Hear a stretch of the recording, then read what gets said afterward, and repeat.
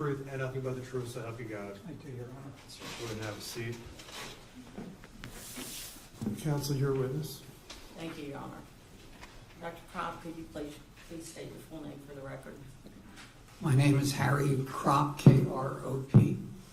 And what is your occupation? I'm a licensed psychologist in the state of Florida. I've been licensed since 1971. My specialty area is forensic psychology. And in specifically the field of forensic psychology, approximately how many examinations have you conducted? Well, I've been involved, as I said, I was licensed in 1971. At the time, I came to Gainesville to do a postdoctoral internship at the VA Medical Center in Gainesville, and I was asked to be a staff psychologist after I finished the internship. And then in 1977, 78, I went part-time, opened up a private practice, and started doing forensic psychology about 4 or 5 years later when I was asked to do an evaluation actually at the VA. This was after I left the VA, for a Vietnam veteran who was on death row, and I was asked to see him to determine whether he had post-traumatic stress disorder from being in the Vietnam War. And from that point on, I began getting more and more referrals in forensic psychology, which is basically evaluating individuals in the either criminal arena for competency or sanity or mitigation. And then I also do a lot of civil evaluations, which would be sometimes head injuries, individuals who are recovering from sexual assault. I started the first sex offender treatment program in the state of Florida back in '77. Your Honor, the state has no objection to this. Dr. Kropp's credentials. Thank you, Your Honor. We stipulate his qualifications. Thank you. Thank you. Were you retained by counsel in this case to evaluate Spencer Pearson? I was. And did you, in fact, conduct that evaluation? Yes, I did. And during the course of that evaluation, did you administer testing? Yeah, let me say that I have probably saw Spencer maybe more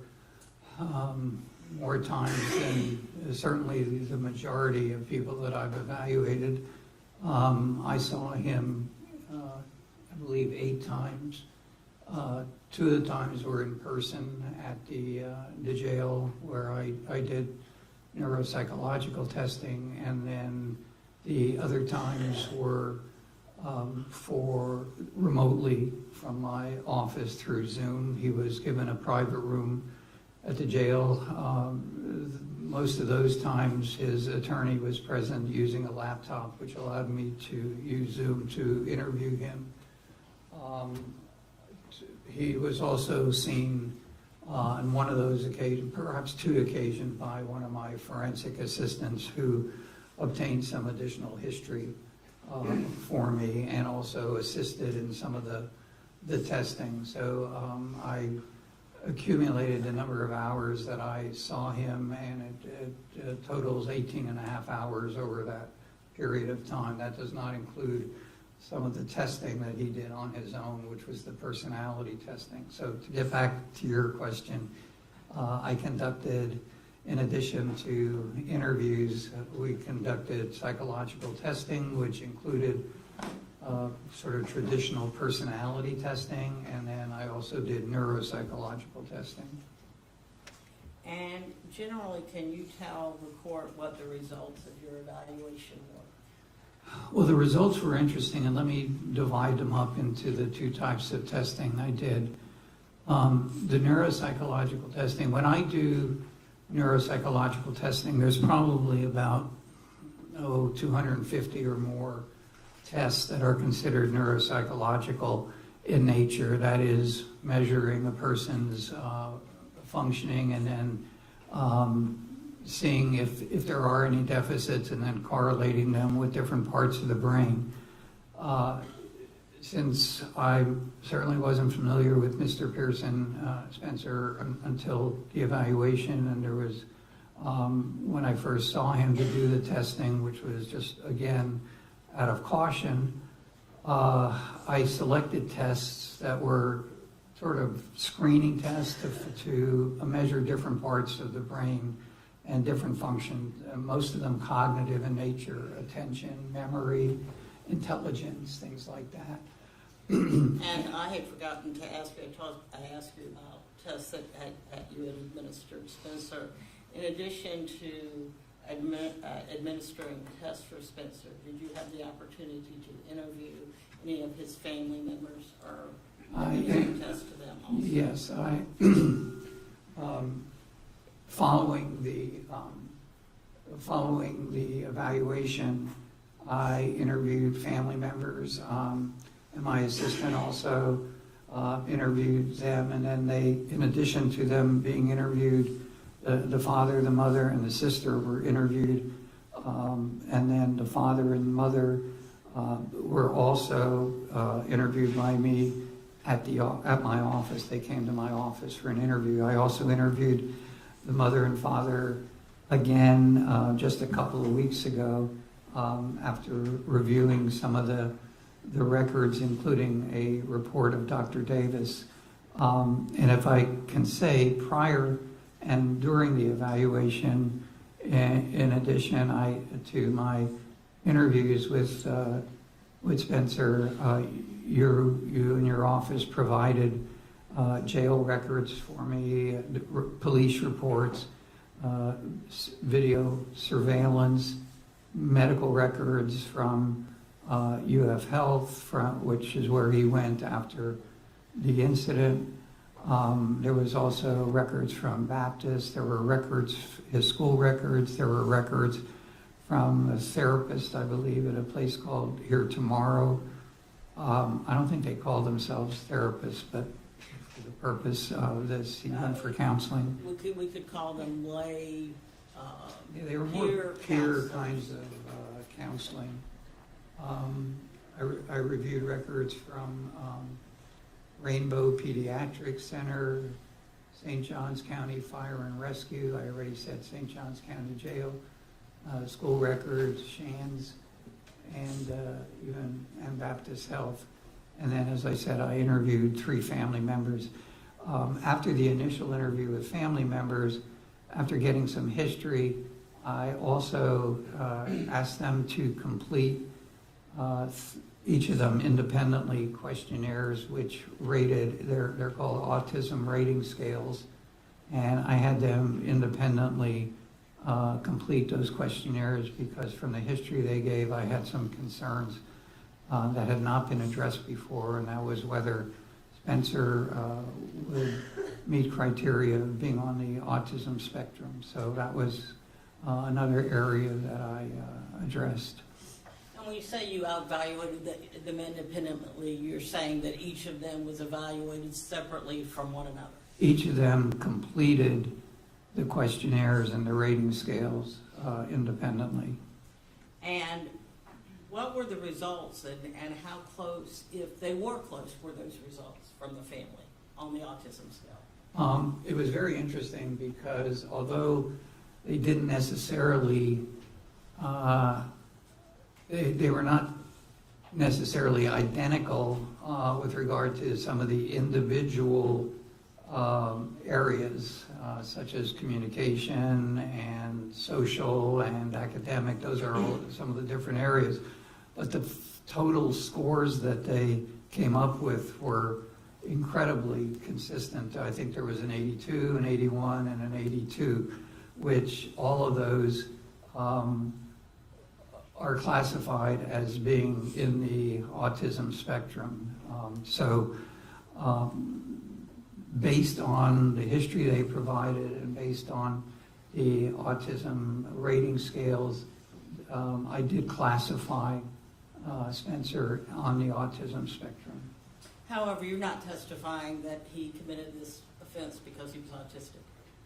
No, I'm not saying that at all, but I think some of the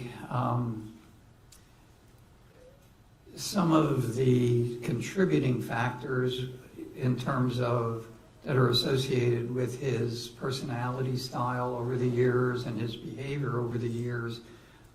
That's what I took into consideration, both on the history that he gave, the history that the family gave, and also some of the testing, but also, of course, on my own interviews, which I indicated was fairly extensive. And in all honesty, some of that 18 and a half hours were spent with Spencer talking about sports, because that was sort of a passion of his with his father. And it was one of the reasons that I was able to, I think, establish rapport with him quite easily, given his circumstances.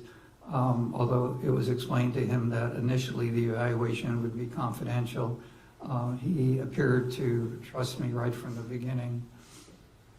Now, I took us off on a little bit of a tangent, so let's go back to, can you generally tell us what the results of your evaluation was? Well, let's start off with the testing. The neuropsychological testing did not show any neuropsychological impairment. And by that, I mean that the areas that I assessed, such as intelligence, he came out in the average range of intelligence, which is pretty consistent with his GPA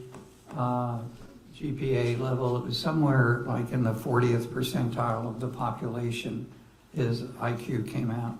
And he came out higher on verbal than on nonverbal, which was a little surprising given his sort of social inadequacies in certain areas. So the neuropsychological testing were not significant. But as I said, I measured primarily cognitive areas such as memory, concentration, attention, as well as some executive functions, which are the higher level cognitive. So I didn't see any impairment in those areas that were tapped by the testing. They also have inherently, within the test themselves, there are measures to determine whether he might be malingering. In other words, exaggerating his deficits, and the evidence showed that there was no malingering, that his functioning level was pretty much consistent with what his potential would be on those particular areas. The personality testing, some of it was evident in terms of his significant level of anxiety, significant level of depression, and the specific, such as the Beck Anxiety Inventory and the Beck Depression Scale. Those tests measure both current levels of depression, well, mostly current levels of depression, but the history he provided was that this depression was not only situational in terms of his legal plight and his feelings of guilt and remorse and so forth, but that the depression and the anxiety were chronic in nature, and that was in part based on his own self-report and the family's report to me. So let me just interrupt you for 1 minute. Anytime. By chronic in nature, you mean that it was existing prior to his relationship with the victim in this case? Absolutely.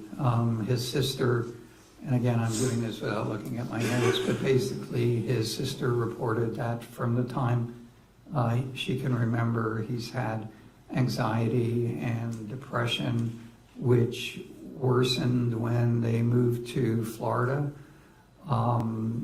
I think he was in the 5th grade. I'm doing that by memory. But it was difficult for him in terms of the move, especially with somebody with the kind of anxiety that he has. And again, I'm talking also about someone on the autism spectrum. They don't like change. So he's had anxiety from the time he was a little kid, according to family members. The sister appeared to, and I don't mean this as an insult, but the sister seemed to be more aware, and maybe it's because she spent more time, even though she was older, and she seemed to be more sensitive of Spencer's mental health issues from the time he was a young kid. Even if he would go out with her in social situations, she was aware of that anxiety level. So the depression and the anxiety were chronic in nature. Now, the results of the two major personality tests, which are the Personality Assessment Inventory and the MMPI-3. I gave the MMPI-2 and the MMPI-3, and I'll explain why. The results were difficult to interpret in terms of a specific clinical profile. The reason being that the validity scale scores, and the reason these two tests are used, they're the most commonly used tests, is because they measure the person's validity in terms of taking the test. Was he or she overly defensive, or was he or she overly negative in terms of endorsing responses that may reflect significant pathology, significant mental health problems. So I couldn't interpret it per se, but what the test manual and the test interpretation report says is if the person has these possible exaggeration, go back and interview him and review the specific items that he endorsed, which led to this high level of possible exaggeration. And did you in fact do that? Yes. Fortunately, I was able, especially because of Zoom and being able to do it remotely, I was able to go back and review. Actually, I went in person to review the items which he endorsed, and some of these were things like I hear voices, certain paranoid kinds of responses, and it was interesting because he was able to explain why he responded in a certain way to these particular items. And what he did was basically take things that are literal, took things literally rather than sort of accepting them at a concrete level. For example, I am the target of a conspiracy.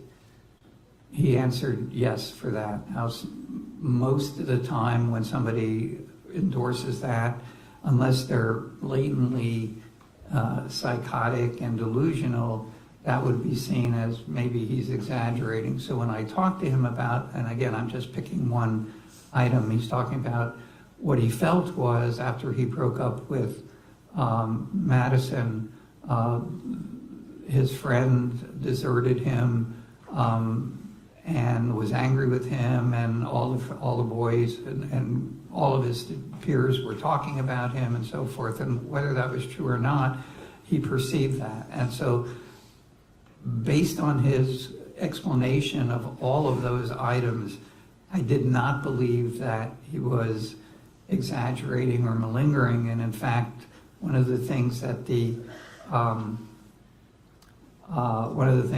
test manual suggests is the possibility that it's basically just a cry for help. It's not a person malingering, but he's in a desperate situation and he's crying out for help.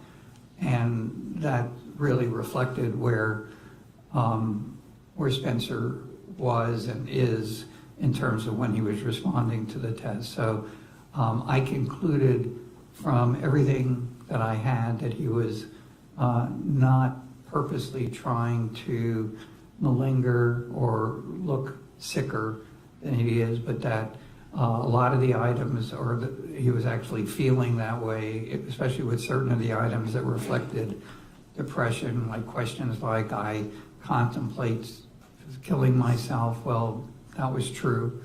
I have attempted to kill myself. That was true. And again, those are items that some people might look at as possible exaggeration. In Spencer's case, unfortunately, a lot of those things really did happen and were reflective of his true self-concept and his mental status. And based upon your testing and your testing of the family and meetings and 18 hours of interviews, did you develop a diagnosis for Spencer? I actually concluded gave him several diagnoses as we sit here today. The two most important diagnoses, and I would like to elaborate after I give these Please do. diagnoses. I diagnosed him with major depressive disorder. I said in my report with psychotic features, and I could explain that, why I said that. Severe and chronic with multiple episodes. I also diagnosed him with social anxiety disorder. Again, I'll explain a little bit. It's also referred to as a social phobia. I diagnosed him as being on the autism spectrum disorder. I've already talked about that a little bit. At first, I thought possibly there was some bipolar disorder, but after further investigation, I ruled that out. So I did not have that diagnosis. So the three diagnoses that I gave him was the major depressive disorder, severe recurrent episode, social anxiety disorder, and autism spectrum disorder. If I can, I indicated that I reviewed a lot of collateral information, including medical records and psychiatric records. And what are those records? Did those records also have diagnosis? Yes, they also provided diagnoses. Some of them provided treatment of a limited nature. His jail records diagnosed him with major depressive disorder, recurrent, without psychosis. I think these are in order. The next one was Baptist Health, which is where he spent 4 or 5 days as an inpatient following a suicide attempt. They diagnosed him as major depressive disorder, severe single episode, which is all the history that they had. UF Health, which is where he was taken after he slit his throat.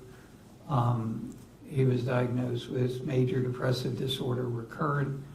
And then Dr. Davis, who I read his report, he also diagnosed, and he evaluated him more recently, and Dr. Davis diagnosed him as just plain major depressive disorder. So as you can see, there is certainly consistency in diagnosing him with major depressive disorder. Dr. Davis also diagnosed him with social anxiety disorder, which is one of my diagnoses that I gave him. If I can elucidate a little bit, because I think it's important, Your Honor, to explain why I got those diagnoses. And again, most of these are not necessarily from the testing, some of them are, but from the history that was given. So what I'm using is the Diagnostic and Statistical Manual, and that is the sort of the Bible that psychiatrists and psychologists rely on so that we can objectively determine. We don't all agree on the diagnoses, but it's a lot better than it was when I first started practicing 50 years ago, when it was hard for two people to come up with the same diagnosis. At least now there's some objective criteria. So a social anxiety disorder in general is, and the person needs to meet these particular criteria: marked fear or anxiety about one or more social situations in which the individual is exposed to possible scrutiny by others. Examples include social interactions such as having a conversation and meeting unfamiliar people, or being observed eating or drinking and performing in front of others, such as giving a speech, sometimes even going to the bathroom in public. The second criteria is the individual fears that he will act in a way or show anxiety symptoms that will be negatively evaluated, such as that he'll be humiliated or embarrassed and might lead to rejection or offend others. One of the problems academically that Spencer had in school, which is why I think he didn't achieve as high a level as he possibly could have, was he was uncomfortable raising his hand in classes and afraid that if he answered a question, they might say no, and that it's wrong, and that he might be humiliated. The third criteria is that the social situations almost always provoke fear or anxiety, and then the social situations are avoided or endured when they are endured with intense fear or anxiety.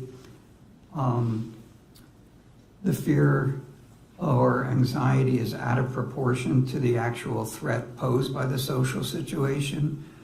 The fear, anxiety, or avoidance is persistent, typically lasting for 6 or more months.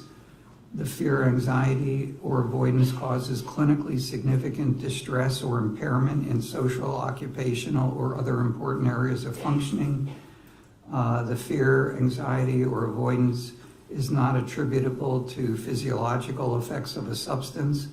The fear, anxiety, or avoidance is not better explained by the symptoms of another mental disorder, such as panic disorder or autism spectrum disorder.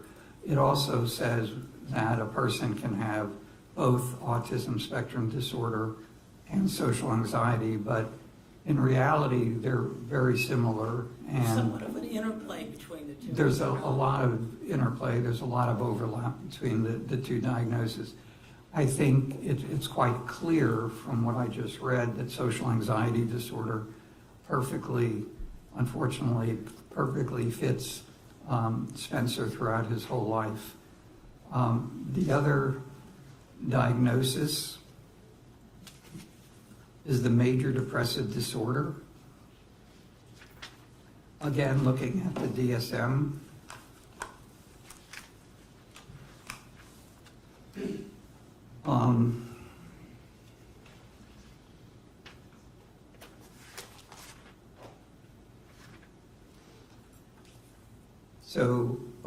The major depressive disorder, for that diagnosis to be met, 5 or more of the following symptoms have to be present. Excuse me, it's 5, is it 7 symptoms? Is it a total of 7 symptoms? There's actually 9 possible. So 5 of 9 symptoms must Yes. be present.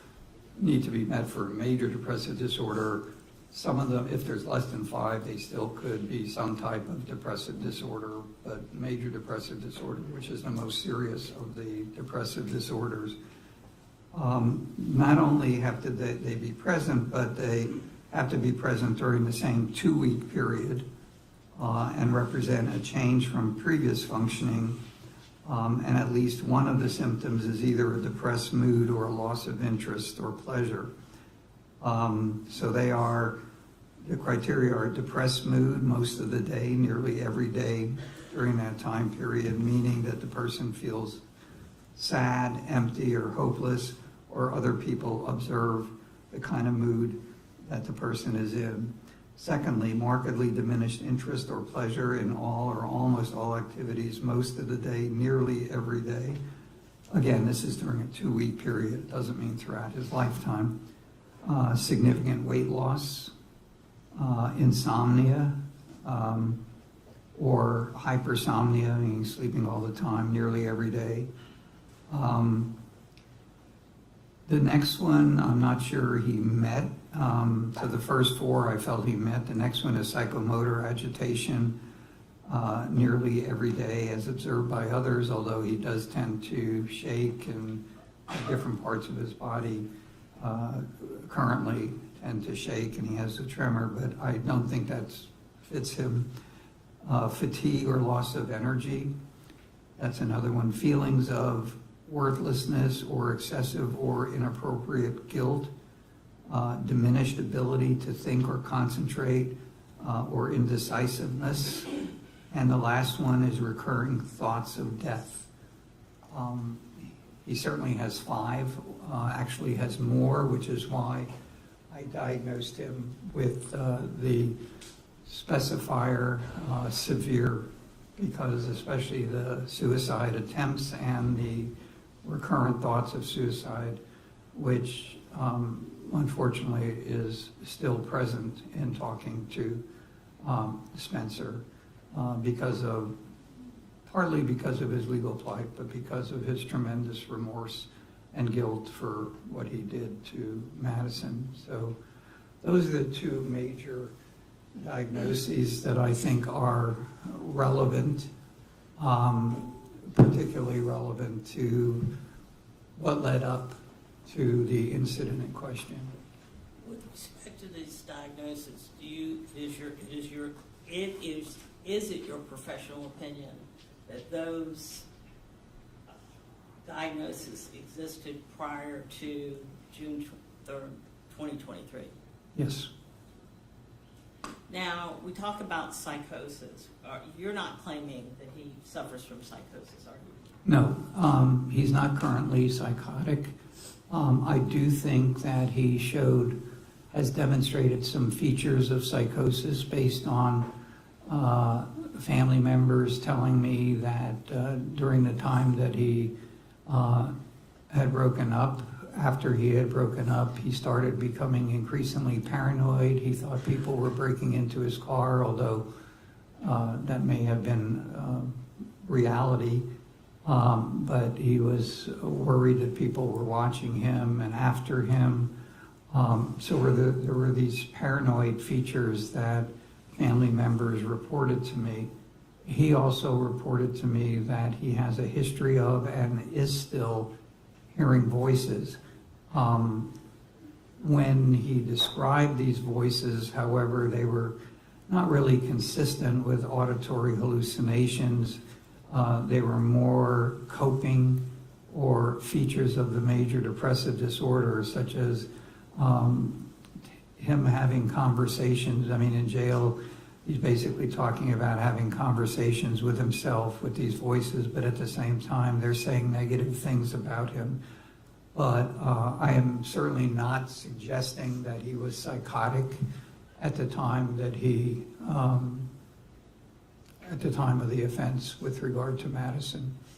And we lay people, we know some of the psychological terms, so we know psychotic, and then there's psychopathic. Is Spencer Pearson psychopathic? Not at all. And the reason that's important is, and a psychopath is a trait that we often see with people with antisocial personality disorders, and certainly a lot of criminals that I have evaluated and that we see on TV on these shows, they're clearly psychopathic. These are people that don't care about other people at all. They're deceitful. They often have histories of violence and manipulation and so forth. None of the testing reflect any kind of psychopathic traits.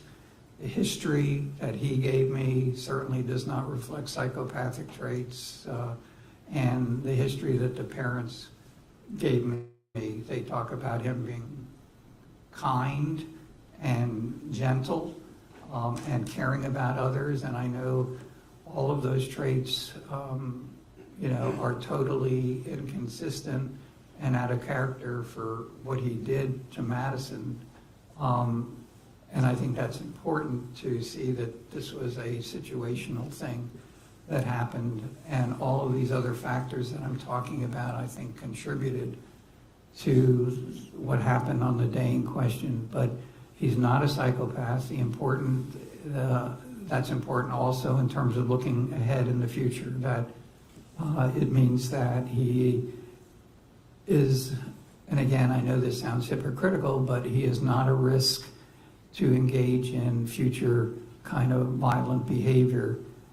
If you look at everything about him, and especially now that he has a sense of how medication can have a positive effect on him. He's been on medication since he's been in jail, and he's been compliant.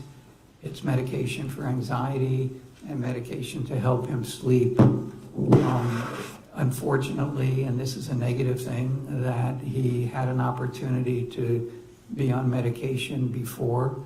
When he went to, when he was taken to Baptist after a suicide attempt, they prescribed medication for him, I believe, and he was not compliant with that. He took it for a couple days.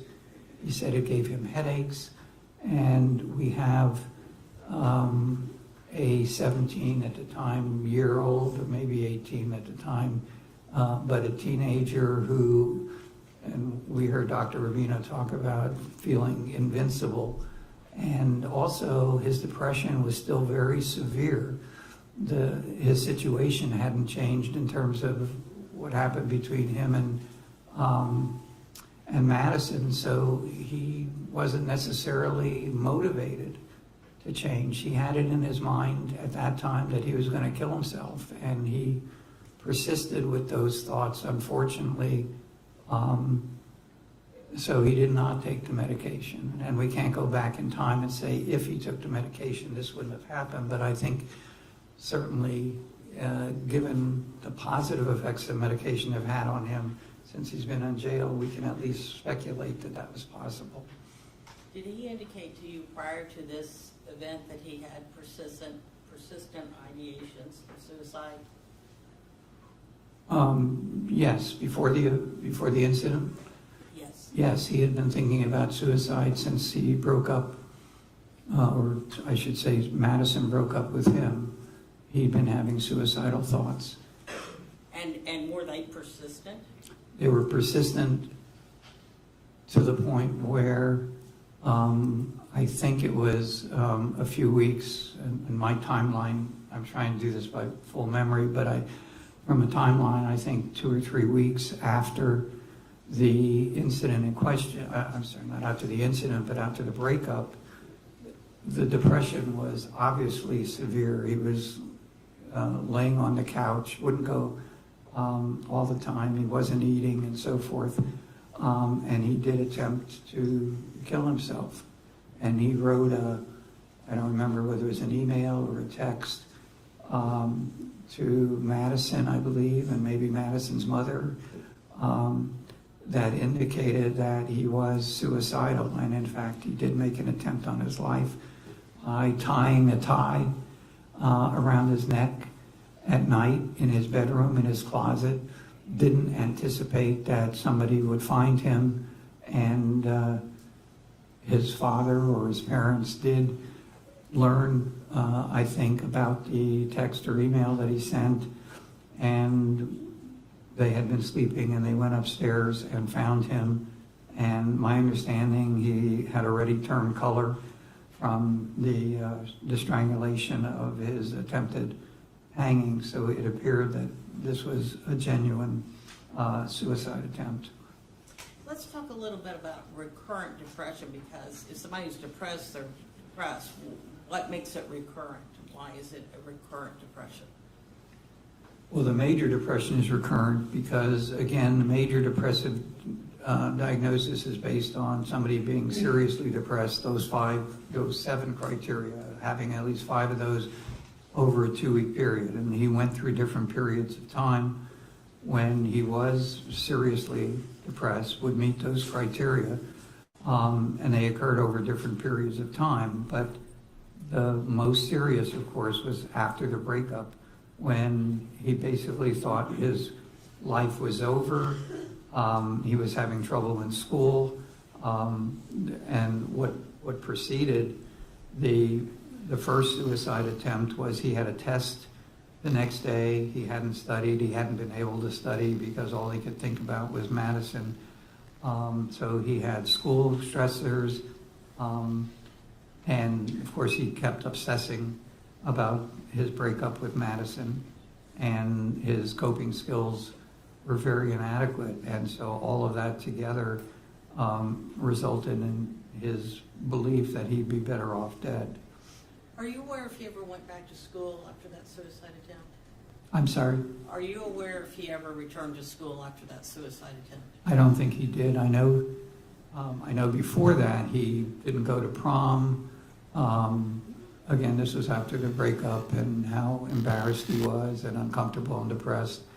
And I know he didn't go to graduation. I don't think he went back to school, and I don't know how much school was left at that time.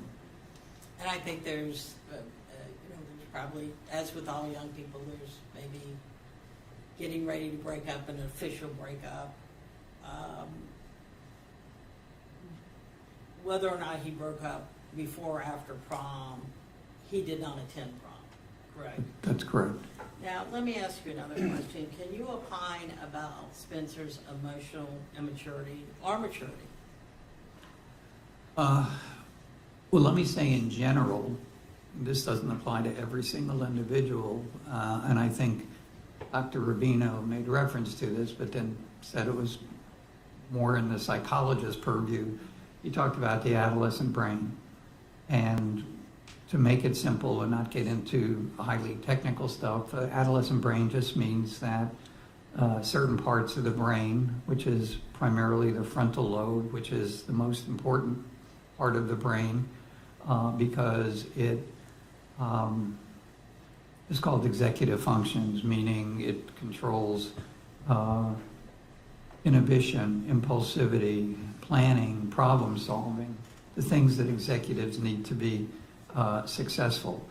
And it's not yet fully developed in a 17 or 18-year-old, sometimes up to the age of 25.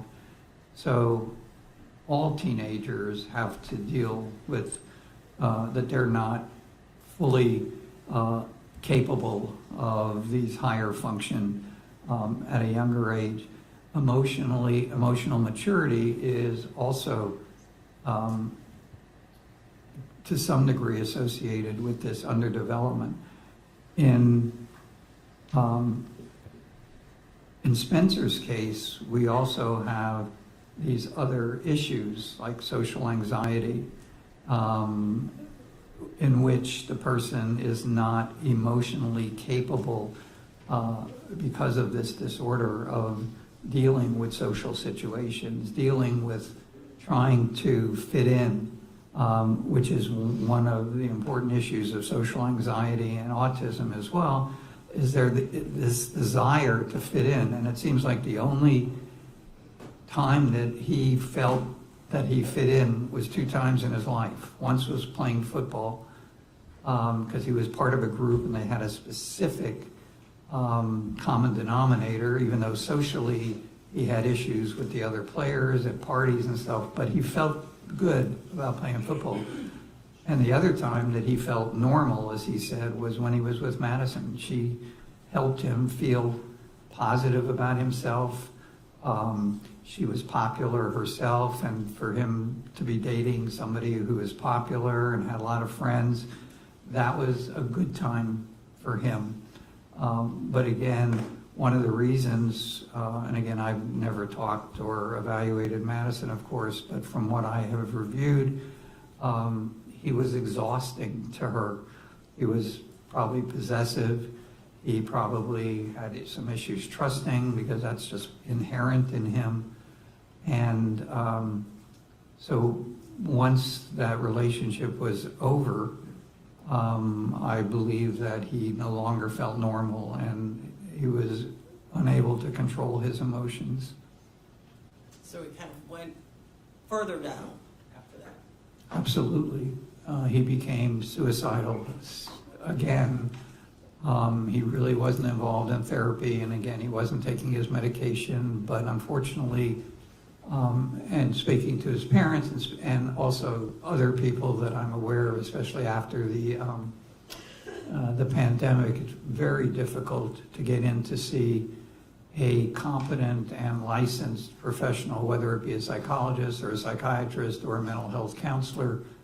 And so, unfortunately, the only person that he saw was this non-licensed, non-psychologist, non-psychiatrist individual who pretty much tried to befriend him rather than teach him significant coping skills. And I'm not sure how open and honest Spencer was with him about the seriousness of his suicide. I think by the time he saw him for a second time, he had made up his mind that he was going to kill himself.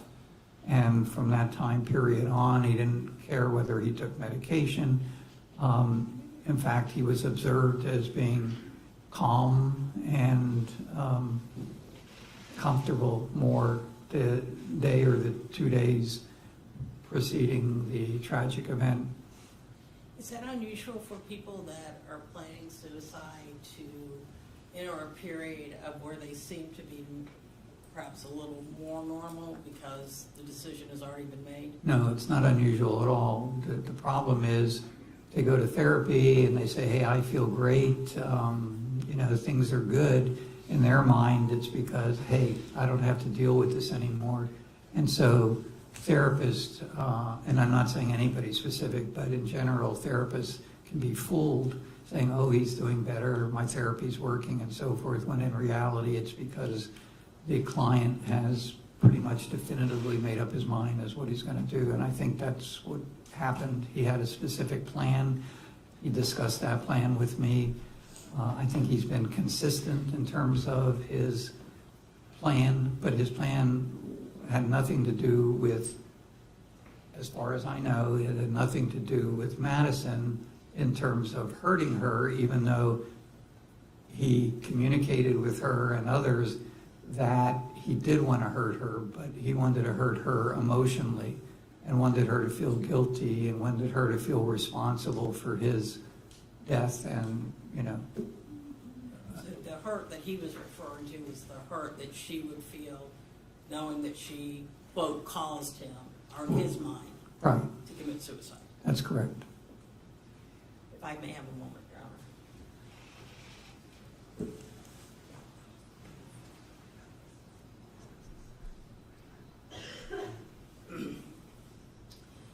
Would Spencer benefit from treatment? Absolutely. I mean, he's currently receiving treatment right now in the form of medication, but, that's just a Band-Aid. He needs intensive therapy with a qualified mental health professional. It needs to be intensive. If I had all the resources, or we had all the resources available for Spencer, I would recommend that he be seeing a therapist twice a week, that he also participate in group therapy, because that's where the social anxiety part is important. He needs to learn how to interact with others. And so those are the two main therapy goals for him. What about medication? Medication, yes, that's obvious. And has Spencer expressed to you his amenability to treatment? Yes. He now, things have changed drastically in many ways, so that he recognizes what he is capable of, what he has done because of his lack of mental health intervention. He didn't think that at the time. And again, his goal, in my opinion, was to kill himself by cutting his throat. He laid out all of that to me in our evaluation in terms of what his plan was that day. It was somewhat romantic, if you want to use that word. I'm not sure that's the right word, but his plan was to go and have his last dinner or his last meal at a place that he had frequented a lot, both with Madison and his father. He was then going to go to the beach, slit his throat, and lay there and die while watching the sky. That was his plan. I have nothing further, Your Honor. Cross-examination. Thank you. Good afternoon, Dr. Kropp. Good afternoon. Now, I know you've been a psychologist since 1971, I believe, but you're not a neuropsychologist, is that correct? No, that's not correct. I am a neuropsychologist. You have a specialty or a concentration in that area, correct? No, I couldn't see myself doing neuropsychological evaluations. They're very lengthy. They can be boring at times. but it's an area, the reason I got to Gainesville, I spent a year at the VA Medical Center at a postdoctoral internship in neuropsychology. I use neuropsychology, not routinely, and there's sometimes I will refer them out, but I do them in almost all homicide cases, and I do them in personal injury cases. When a person, for example, has a head injury from a car accident, I would do it then as well. Okay. And so, as part of your evaluations with him, I think you stated today that you saw him 8 times, but only 2 of those were in person and the rest were remote, correct? Yes. And then I know some of your associates also may have seen him remote, is that correct? Correct. Okay. When it came time to administer what is what's called the personality test, not the neuropsych test, your office mailed those to him, correct? I believe so. Okay. And you indicated in your deposition that's not an ideal way to do it, but that's what we did, correct? Correct. During the pandemic, telehealth became very popular, and in my situation, the reason I haven't retired, despite some people trying to encourage me to do that because of my age, but I want to continue doing forensic psychology, but one of the criteria that I would continue is that I don't go into many jails anymore, but to do a neuropsych eval, you have to do it in person. Right. And Mr. Kachergas arranged for me to have a private room there. So for the neuropsych testing, which is different than the personality, you did go in, correct? Yes. And you talked about earlier all of the various neuropsychological tests you administered with him, correct? Yes. And your ultimate opinion after doing that is that Mr. Pearson suffers from no neurocognitive disorder, correct? That's correct. And he has no executive functioning impairment, correct? Correct. And you stated in your deposition that his executive functioning, obviously he's 18 years old, but his is average as relates to his peers, correct? I'm sorry, say that again. His executive functioning, he's an adolescent, but it's average as it relates to his peers, you would say. That's correct, based on the testing, yes. Right. And then when you got to the personality testing, you actually, let me ask you this, because this is the stuff that was mailed to him. So you did the MMPI-2, the MMPI-3, and the PAI, is that right? Yes, well, there were other tests measuring depression and so forth, but those were the major personality tests. Right, and then there was the Beck Right. scale and stuff, okay. But the MMPI-2 and 3, you wouldn't have had him do that at the same time, right? Correct. The MMPI-2 was not valid, so the MMPI-3, which is relatively new, I decided to give him that to see if we get any other different results. Okay, but you didn't. That one was also not valid, correct? Correct. And then I'm assuming on a separate occasion he sat down and did the PAI, correct? He did that at the same time he did the MMPI-2. Okay, so those 2 were given on the same day. He did all of those personality tests at the same time, with the exception of the MMPI-3, which I gave later. Okay. And on the PAI, again, results, you testified earlier today, the results were difficult to interpret, but in your report and in your deposition, you stated they're invalid due to the over-reporting, correct? Right. Okay, so he was over-reporting certain symptoms, which you talked about earlier that you went and followed up on, correct? Correct. Now, when we get into the diagnoses, Dr. Kropp, obviously, you know, you and Dr. Davis and others, major depressive disorder, have agreed on that basic Yes. diagnosis. You have some things that other experts and physicians have not, psychologists have not agreed with, and that's the severity and the psychotic features. Is that right? You're the only one that have added those labels, correct? That's correct, and I think that the reason for that is I had more data, as I also said, that I don't think he is psychotic or has a psychotic disorder, but I had an opportunity to spend more time with him and have more collateral information from family, and so I think they, as I said before, as examples of that psychotic behavior, I'm sorry, as examples of possible psychotic behavior was this paranoia, the conspiracy, and all these things that the sister told me and the family told me. But again, I don't think it's particularly relevant in my finding, in my opinions. You've said that. You said that in your deposition. You're saying that today. If it's not relevant and you're not sure about it, why would you add it to your diagnosis? Because I didn't say I wasn't sure about it. I think that there was enough data. I didn't want to leave that out. If people are telling me that he's overly suspicious, that he's looking out the window, he talked about the voices, which I clarified later, but that he was hearing at the time.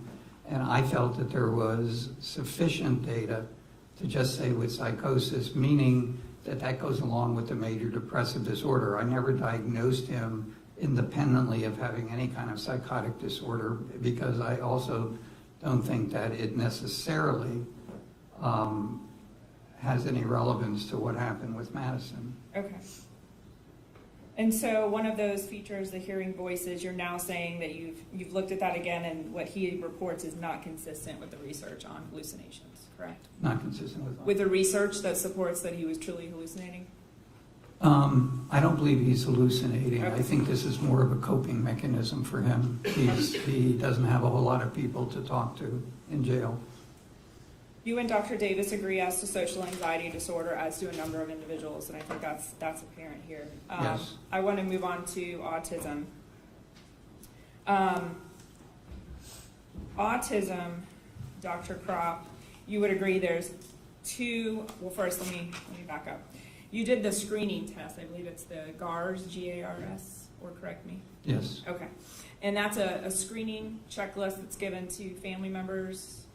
In his case, I gave it to, 3 family members. The person himself could fill it out, but at the time, I just gave it to the family members. Okay, and so that's a screening test that may tell you whether or not further examination or testing may be needed, correct? It's not really a test. It's a rating scale. Okay. And I think it's almost every person that is evaluating or treating potentially autistic kids or adults uses that or some other similar kind of rating scale. Right, and you corrected me.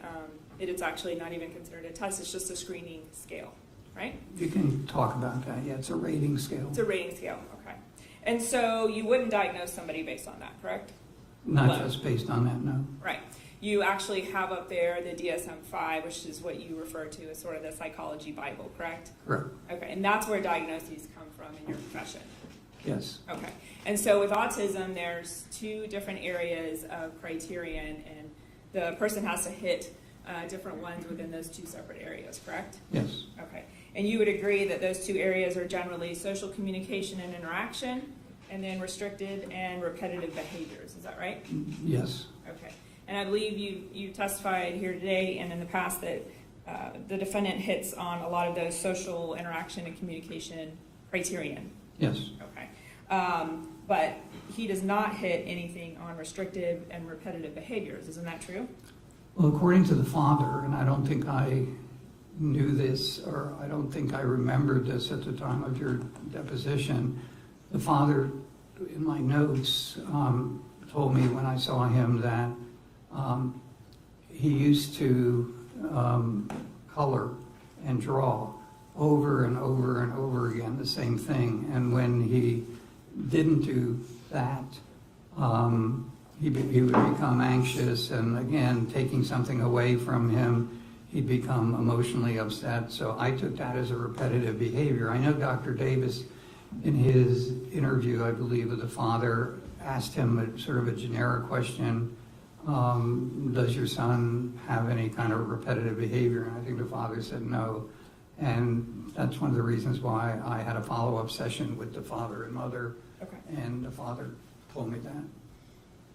So is it your opinion it is your opinion that you believe he's on the autism spectrum, is that right?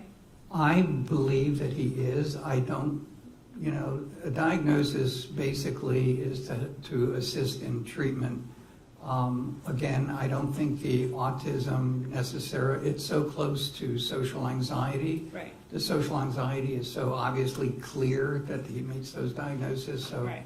I think that's more relevant to what happened than being autistic or being psychotic. You keep using the word relevant. Isn't it more accurate that he's socially anxious and he's Probably. not autistic? Yeah, I think the data certainly is more to the social anxiety. It's a pretty easy diagnosis to make Right. in his case. Because as you opined in your deposition, someone cannot meet all the criteria of PTSD and still suffer trauma, right? Yes. Okay. You shouldn't diagnose them with PTSD, but there is a other specified trauma, kind of lesser disorder. Does that Yes. make sense? That you could diagnose them with. It's when the person doesn't meet all the criteria for, Right. and that's true for most diagnoses. There's sort of a catch-all of like unspecified, whatever the particular, or just features or traits of a particular diagnosis. So even for all the criteria under autism, it's a more accurate and it's a better diagnosis to call him socially, that he has social anxiety disorder. Yes, that's Okay. correct. And nonetheless, we'll strike that.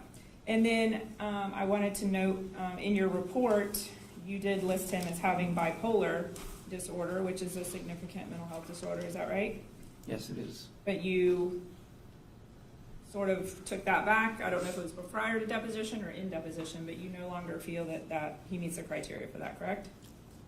After I wrote the report, and I think I saw him maybe one or two more times after that, before the deposition, and I determined that he did not meet criteria for bipolar disorder. Right. Mr. Spencer Pearson's never had any episodes of mania would be the reason why Right, he and- wouldn't be bipolar. And bipolar disorder is often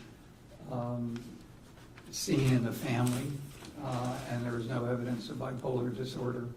And in fact, looking back at my report, I do not diagnose him with bipolar disorder. I indicated rule out bipolar 1 disorder, which meant I didn't have enough information at that time to make a diagnosis. Okay. And then sort of one of the last things you touched on with counsel was the frontal lobe. You heard Dr. Rubino, and now you're here as a psychologist, and we all know, and the court is well aware of the adolescent brain. And we all agree he's 18 years old, so he's in that range. But again, you've said he has no impairment to his executive functioning. He had no, correct. As an adolescent. Based on my testing in terms of cognitive, Right. which is primarily what I tested him for, that I couldn't say that he had impairment of the executive functioning. So even though there maybe are some early signs and some damage, minor brain damage to him, it's not showing up in a clinical sense. So you can say he has a disorder to relate back to that. Well, Correct? in all I was going to say in all fairness to me, but that sounds egocentric. But the testing that I did, and most of the time neuropsychological testing, does not measure the right frontal lobe, which is where Dr. Rubino said that there's a lesion, I believe. Right. So But when I didn't see it on the testing. I Right, can you just didn't say see that it. flatly. And you're familiar, as you do these tests, you said, in most cases, or a lot of cases, if you were to see cognitive impairment, executive functioning, if you would have seen that in that testing, you, as part of your job, can often actually recommend scans get done to either corroborate or not what you're seeing. If you kind of have positive results, that's often done, correct? In this case, I would have done that knowing that he had all those concussions. Yes, I would have made that recommendation, and I did not, because it did not show up on the testing. Well, that's what I'm saying. You knew about the head injuries, but you didn't get anything in the testing to then say, oh, wait a minute, we need scans here. That's correct. Okay, all right. And then lastly, Dr. Kropp, at the end, you kind of talked about the plan that he had told you about as far as June 3rd, and that was to go kill himself at the beach. But before he did that, he's stopping at Chubby's, correct, to eat Yes. his last meal? Okay. In that, he told you that one of the reasons why he chose Chubby's was not only because it was important or a special place for him and his father, but it was also special or somewhere he would frequently go with Madison, correct? Correct. And he told you that as he sat in the restaurant that day, he was thinking about Madison, correct? Yes, she's always thinking about Madison. Right, and he told you that the things that she said to him always brought him comfort. He saw her in a positive light, correct? Yes. All right. When you questioned him about why he pulled into the parking lot and began to park and then moved his truck, he told over closer to Madison's vehicle, he just told you that he didn't remember doing that, correct? Didn't remember a lot of things, and yes, he didn't remember that. But you remembered going in there and eating mozzarella sticks. He remembered going in and eating. He remembered pretty much everything up until right after he saw Madison at and his mother, her mother at the door, the exit. But you're aware that several witnesses have also said that as he laid on the ground after he attacked all three of them, that he began to steadily try to kill himself, correct? Seems that way, yes. Asked other people to let him die, correct? You aware that he said that to I the believe person? yes, I remember Okay. reading So that. those are, I mean, that's a thought. I don't know how complex it is, but he's thinking Yes, after that, correct? that was before he really started bleeding out. So.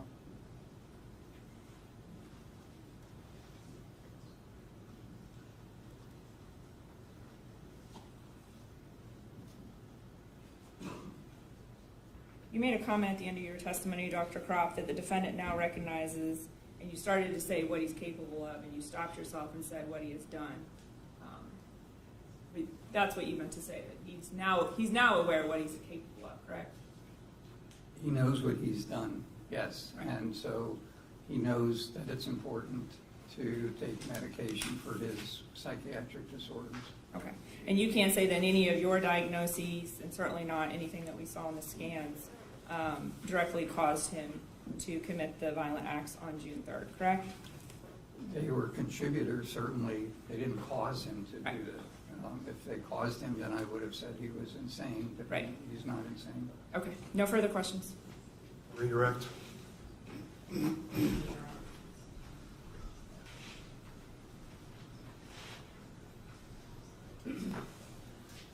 Dr. Kropp, there's been some discussion about your testimony versus, in comparison to Dr. Rubino's, and obviously you're two different type of experts. So let me ask you this. Can you have right frontal lobe damage? Can right frontal lobe damage exist even when it does not show up in your testing? Yes, absolutely. And let me say that,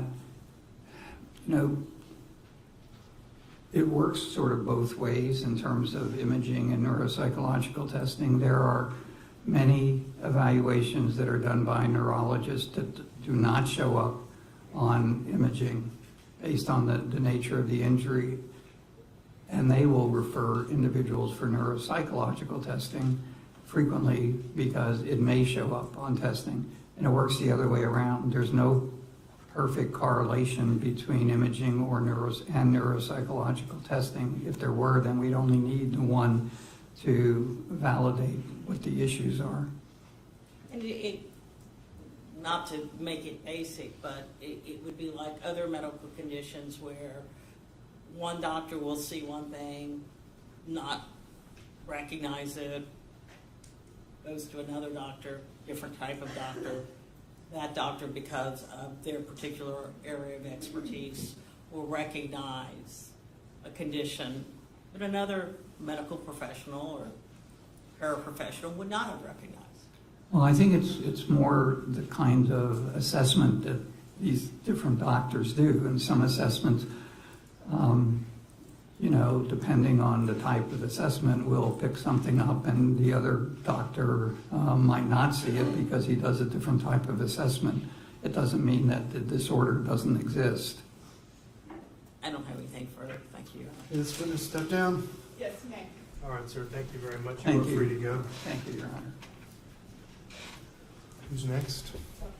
Dr. Davis.